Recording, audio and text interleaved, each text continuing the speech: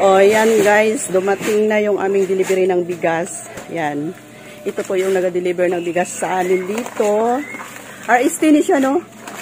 Ay, RST. So, okay namin ito matagal na since kami nag-start na mag-ilahan. Ayan.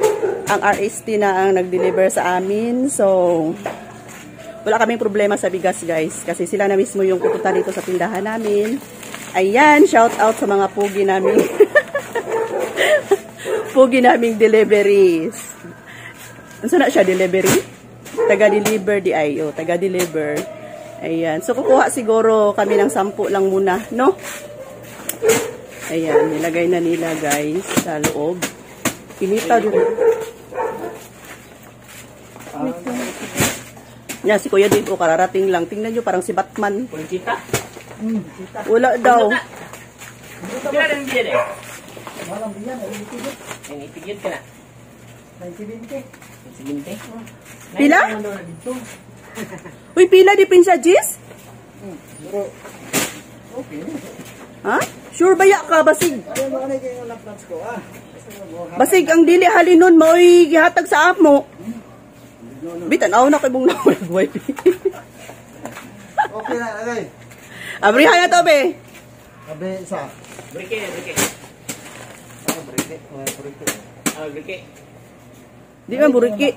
Sure ba? Lagi. Natat pa. Buhatag ka sa buwag. Mugani man.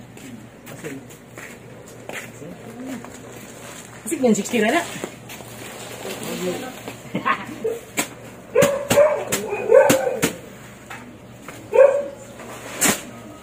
Sakto? Wala po pa.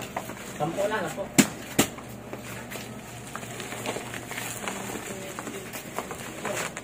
Ayan, 10 sacks lang kinuha namin. Kaya sayo kay punta sila ng train. Yun. Surala pa vlog. Asa sila ito? Surala. Surala. So yan, thank you so much. Na. Unya, salamat ha. Okay, wala. Thank you. So yan guys, 10 sacks lang muna yung kinuha namin. 1, 2, 3. Ayan, sa tag 25 kilos. Thank you sa inyo. Shout out. So yan guys. So yun guys, yun yung nag-deliver ng bigas dito sa amin. So 9,700. Ayan, 9,700 lahat yung nabayaran ko kasi 970 ang isang sako. Ayan, maganda po yung kanyang quality. Tapos 48 po yung kilo namin. Ito lang yung bigas namin guys kasi pag magbenta kami ng mas mura pa dito, walang bibili.